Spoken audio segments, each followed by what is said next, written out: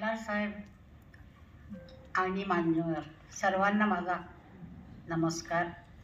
आणि इथं माझ्या पाठी असलेले सगळे अत्यंत उत्तम गाणारे नाट्यसंगीत माझ्या वडिलांचं ते म्हणजे फार अवघड काम होतं, पण त्यांनी अगदी सहजतेने ते गाऊन दाखवलं आणि खूप छान झालं.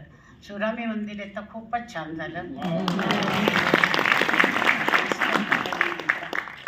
माझ्या वडिलांचं गाणं म्हणजे लता मंगेशकर, बस एवढं.